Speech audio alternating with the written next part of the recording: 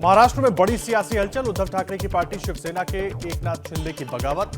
30 से ज्यादा विधायकों के साथ महाराष्ट्र से गुजरात और फिर देर रात गुवाहाटी के लिए निकले शिंदे।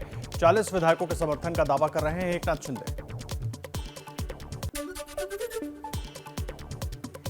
बीती रात 2 बजे विधायकों को लेकर गुवाहाटी के लिए निकले एकनाथ शिंदे। 3 बसेस में एक बस के लीडर एकनाथ शिंदे, दूसरी बस के लीडर संजय कुटे और तीसरी बस के लीडर मोहित कंबोज थे। विधायकों को नहीं पता कि उन्हें कहां ले जाया जा रहा था। गुवाहाटी में एकनाथ शिंदे और विधायकों के पहुंचने से पहले ही गंतव्य के लिए काफिला तैयार है। 30 से ज्यादा विधायकों को साथ लेकर रवाना हो चुके हैं एकनाथ शिंदे।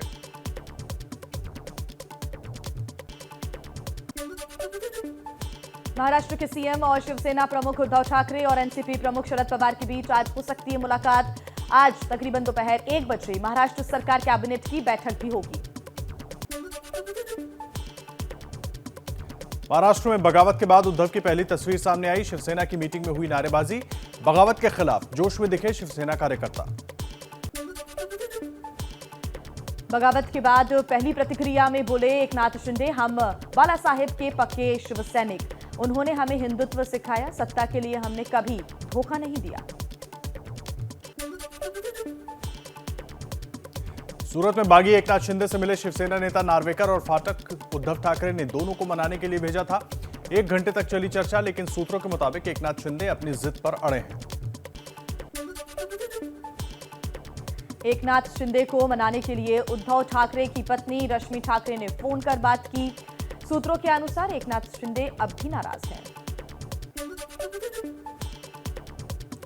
शिवसेना में बगावत करने वाले एकनाथ शिंदे की मांग है कि महाराष्ट्र में शिवसेना एनसीपी और कांग्रेस से गठबंधन तोड़कर बीजेपी के साथ सरकार बनाए।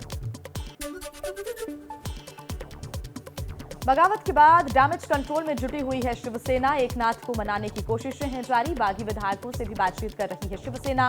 संजय राउत बोले, हमारे कई विधायक गुजरात से लौटना चाहते हैं, लेकिन उन्हें आने नहीं दिया जा रहा। सूरत में है, मैंने सुना है, हमारा उनसे संपर्क हुआ है।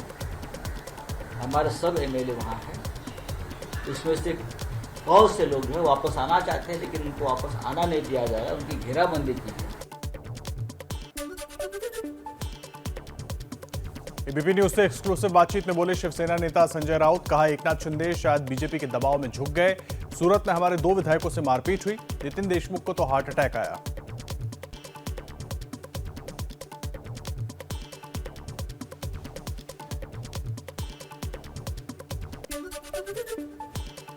बीजेपी के नेता नारायण राणे ने कहा, पार्टी में टूट के बाद अब उद्धव ठाकरे को एक पल भी पद पर नहीं रहना चाहिए। इस्तीफा दें उद्धव।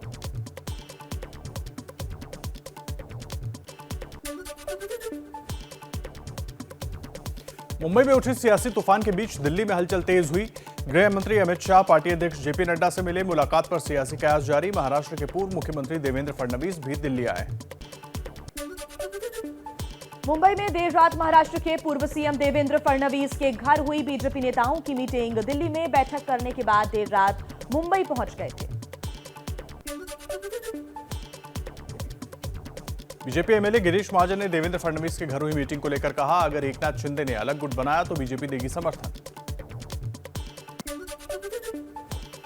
शिवसेना में मचे घमासान पर एनसीपी अध्यक्ष शरद पवार ने कहा, बीजेपी सरकार गिराने की साजिश रच रही है। एकनाथ शिंदे की बगावत शिवसेना का अंदरूनी मामला है।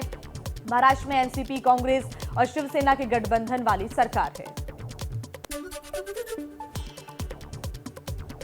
सियासी संकट में अब पुलिस की एंट्री। सूरत में मौजूद शिवसेना विधायक नितिन देशमुख की पत्नी ने कहा, मेरे पति लापता, उनकी जान को खतरा। मुंबई पुलिस सूरत जा सकती है। उद्धव ठाकरे की पार्टी में संकट से निर्दलीय सांसद नवनीत राणा खुश। कहा, यह उद्धव सरकार के जाने का काउंटडाउन है। उद्धव के घर के बाहर हनुमान चालीसा विवाद में ही जेल गई थी नवनीत। देश की सुरक्षा पर सरकार को सलाह देने वाले राष्ट्रीय सुरक्षा सलाहकार अजीत डोभाल ने कहा, सेना में भर्ती की अग्निपथ योजना सही है। आने वाले वक्त की तैयारी के लिए हमें बदलना होगा। पहले की सरकारों ने तो ऐसे फैसले डर की वजह से टाल दिए थे।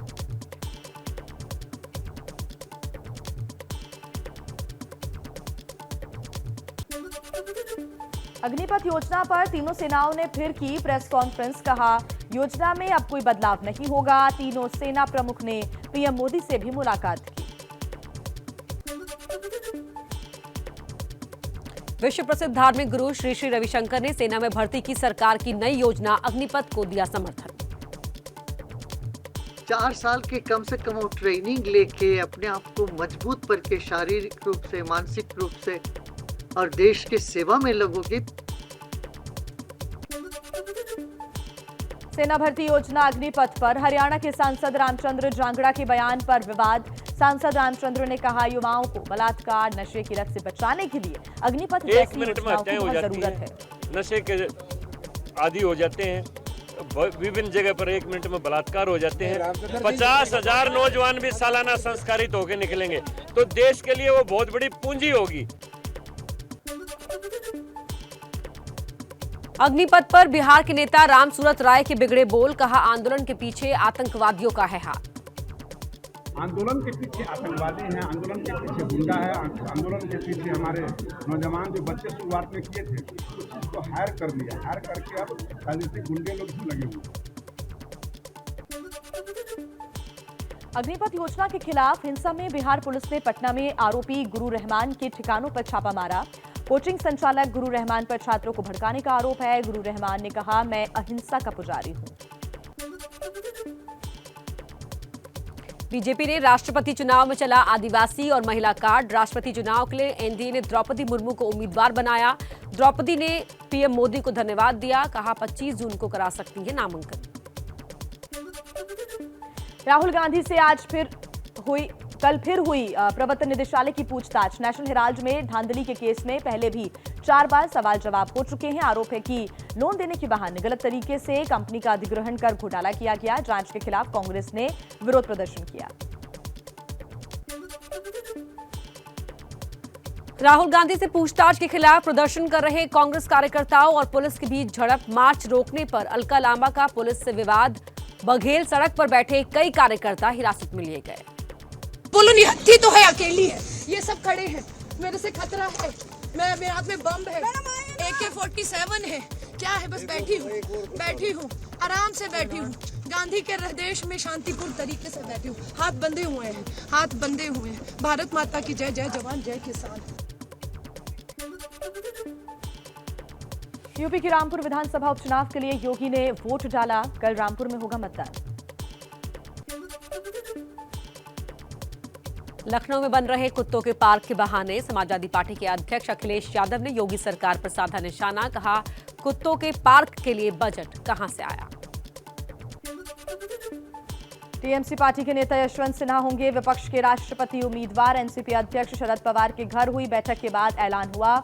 शरद पवार के मना करने के बाद यशवंत सिन्हा के नाम पर लगी है मुहर।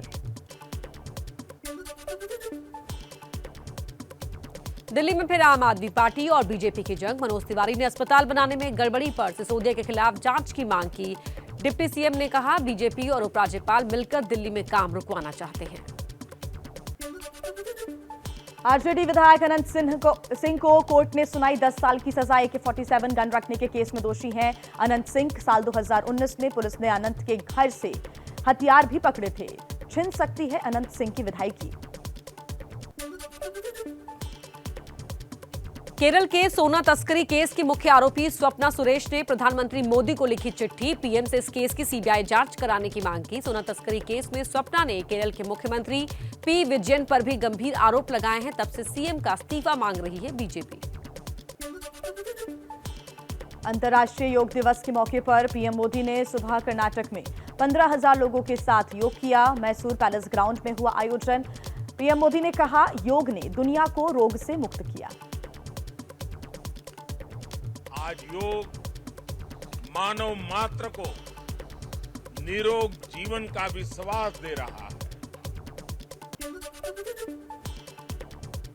स्कूल कॉलेज समेत पूरे उत्साह के साथ मदरसों में आयोजित हुआ योग कार्यक्रम। बच्चों ने किया योगाभ्यास।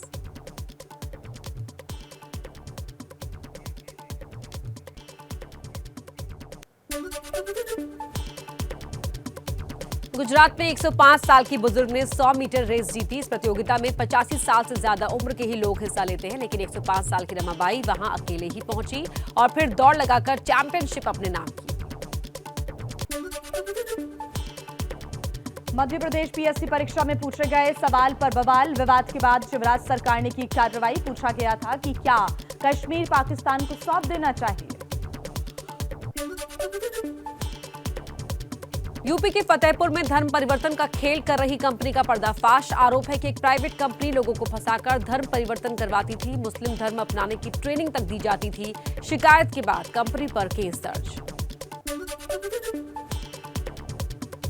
महाराष्ट्र के सांगली में एक ही परिवार के 9 सदस्यों के शव मिलने से हड़कंप। पुलिस ने मामला दर्ज किया। लोन देने वाले माफिया कर रहे थे परिवार को परेशान। पुलिस ने 25 लोगों पर दर्ज किया मामला। 13 लोगों को गिरफ्तार किया गया है। मानसून की दस्तक के साथ ही बिहार में कोसी नदी का कोहराम शुरू। सुपौल में नदी किनारे जमीन का कटाव हो रहा है। करीब 1 दर्जन गांव पर मंडराया बाढ़ का खतरा। पूर्वोत्तर राज्य असम पर मौसम की मार जारी। बाढ़ और बारिश से हुए हादसों में 70 से ज्यादा लोगों की मौत, 40 लाख से ज्यादा लोग प्रभावित। गृहमंत्री अमित शाह ने सीएम हेमंत बिस्वा शर्मा से जाना हाल। पश्चिम बंगाल में बारिश के बाद बुरा हाल। सिलीगुड़ी में लोगों के घरों और दुकानों में घुसा पानी। 24 घंटे में 110 मिलीमीटर बारिश दर्ज की गई। पड़ोसी देश बांग्लादेश में भी बाढ़ से बड़ा संकट। बाढ़ बारिश से बड़ी बर्बादी। 12 से ज्यादा लोगों की मौत हुई। लाखों लोग बेघर हुए। मौसम विभाग ने कहा अगले 5 दिन तक हालात ऐसे ही बने रहेंगे।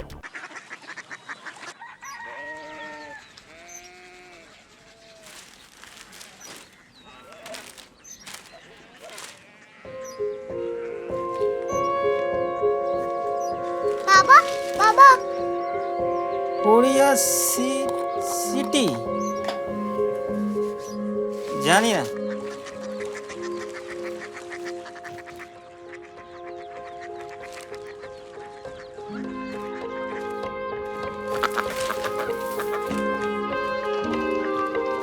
Korea city.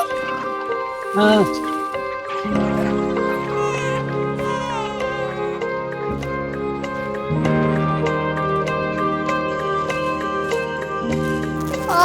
कोरिया सिटी कहाँ पे है? शहर अंग्रेजी लगे हैं।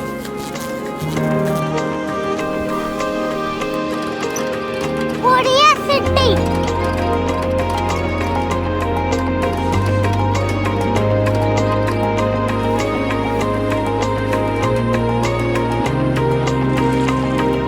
वो बहुत दूर है।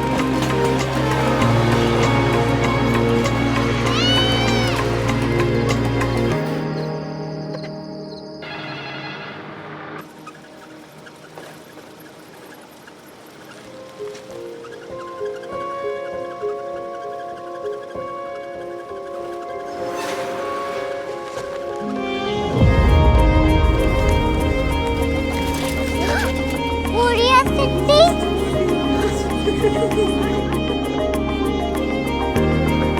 दुनिया को बोलना नहीं।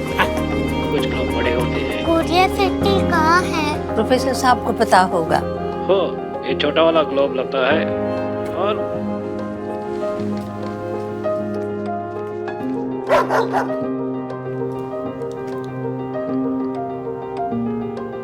पता नहीं, मेरी बेटी से जाके मिल लो, शायद उसे मालूम हो।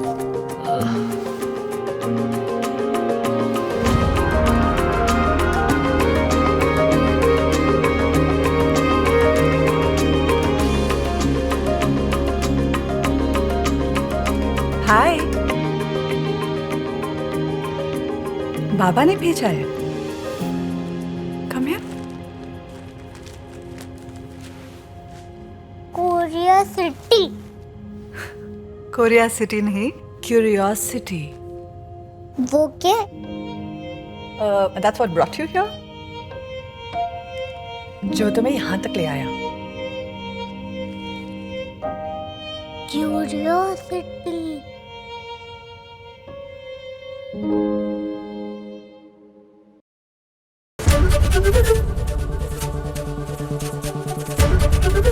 एबीपी न्यूज आपको रखे आगे।